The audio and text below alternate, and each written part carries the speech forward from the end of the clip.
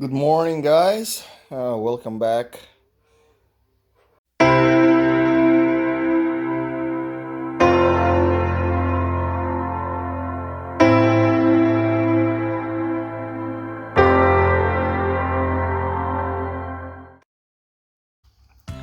Uh, our rampus or the entertainment room, when you go out, go straight back to my backyard. So that would be pretty awesome. Right? So this is the view. That's a good coffee. This one, I think this is a variegated, like a coral plant or something. I'm gonna check what's the name, because I don't know what's the ID of this. So it could be the Shrek ears or ogre, the ogre plant. We'll have a look. So we did landscape here like last month, because this was a pretty messed up place, and we just started. So I got an apple tree. I got a few succulents here, because this is really an afternoon sun, and look at the plants. Some of it really get burnt. It's alright, because I'm doing an experiment. I always love to do experiments. See, this is a Francisco Baldi, but survives very well. So it's part of the experiment. This is an established plant. We just moved it into this location. Although it just needs watering, but so far so good. And I think today in the afternoon it will rain, so I won't water them at all.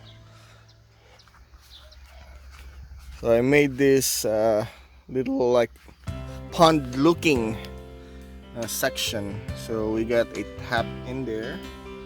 In Australia they call it tap. In America they call it faucet. Same thing in the Philippines.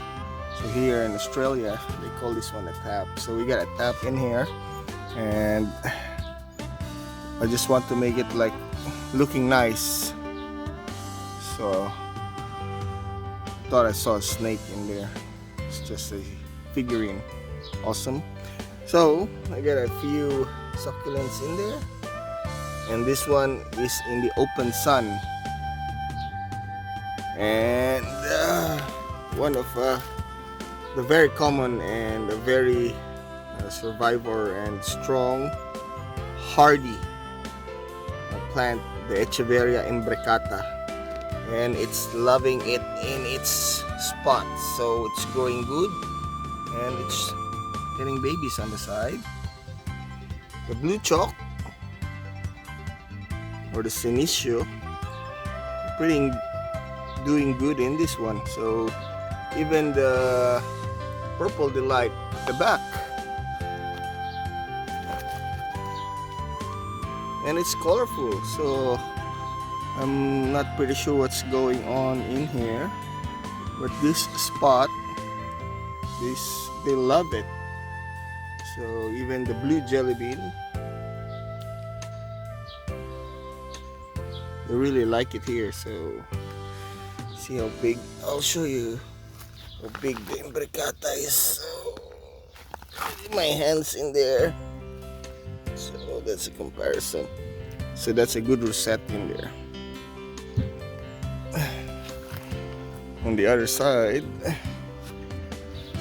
we put some succulents on the ground. So this is a part of an experimentation of how succulent thrives on the ground.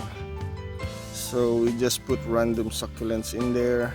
There's an agave, echeverias, sedums, what else, cotyledons.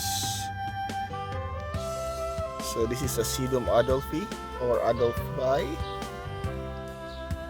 So far so good. And take note, guys, that the soil in here we never did anything. So this is the normal soil on this spot, and we just put in the succulents straight away, so without altering any of the soil, except we just fill up some of the holes, because when we dig it, we put those extra soil for the new plants. So the flapjack doing pretty good. I don't have a comparison video on this one because it's not our intention to really fully document this part and see how they grow. So some did really survive in this one, some got rotted, but so far so good. They're doing pretty well. Although the Asian round form, probably eaten by the snail, that's alright. So I think this is the, not sure if it's a pink frills or the neon breaker. Probably it's the neon breaker. It's an echeveria neon breaker here. This one I cannot ID this one, and I think that's a painted lady in there. We got an ebony and the bluebird. I'm not sure if it's doing pretty well, but looks nice. So this is I think another sedum. I'm not pretty sure. Get some cuttings and green babies. So that's a Sedums myline. The purple delight. We love purple delight so much. And I think that's a Hercules in there. Hercules. Although it's not really advisable to put these plants in here because see this one, these are the flowers from this tree. So I don't know what type of tree is this, and it's quite annoying because when they flower they create a really mess and they'll cover the succulents on top. See the one? And get like a powder or something from the flower that really looks like a sand, and they're gonna cover all your succulent. So if you can ID this plant or tree, that would be pretty good. So, and we put some hanging pots in here, doing some experimentation. So see, that's the flower of this tree. So we just put some hanging plants in here, and they are all succulents. That's a ruby necklace. Just need a drink, but it looks fine. We got the monkey's tail. Oh no, not the monkey's tail. This is the not the sedum burritos, but mongorium. I think this is sedum mongorium. I was thinking, what plant is this? So I love this plant. I forgot, but you can ID it for me if you like. Got a string of pearls. Oh, the donkey's tail. Now I remember. Should put labels in this one. So we get the string of pearls in here. We get the variegated chain of hearts.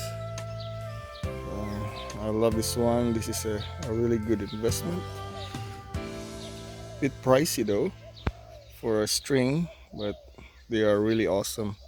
I got an angel tears, a variegated angel tears in here. So we got the pendants. I think that's the pendants in there. They're not really looking nice because it's not their growing season. It's summer right now, so the senecio, the angel tears. Not sure if the angel tears is a senecio, but they are loving it, so looks pretty awesome. Another chain of hearts, and it's their growing season right now. And see the color, this is a variegated chain of hearts. So I think the real name for this one is Seropega. I'll check later. So when we put some new succulents in here, old and new. Keep trimming some of it. We pull some and put some in there. So always our garden is a big experiment or a big laboratory for succulent. So we try which one of this one will survive a different climate or different exposure to the sun, to the cold. And I even dared to try to put some of this on the frost, and if they can survive the frost. Some get burnt, some get frostbite and they die. Some get frostbite but they survive. So I'm not sure if this is an amestro or an agavoides, but definitely this is not a Romeo. So I think so. So I don't have labels for this one because when I started succulents, I don't care about the labels. I only care that they look pretty awesome. So lesson learned. As the collection grew, you should put labels on this one. See, that one got rotted. So it got rotted in there. So I'm not pretty sure what's really happening. Could be the soil, could be a mealybug. Yes, I remember there was a mealybug somewhere in this spot. I think this is an chroma in there, and it was hit by I think this one was hit by the mealybug. And I did spray it, and it's getting back. It's popping roots on the side. So.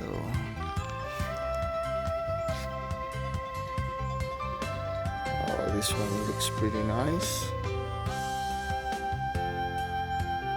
Is this the ghost plant? Yep, I think this is the ghost plant. And I got a big flapjack in there.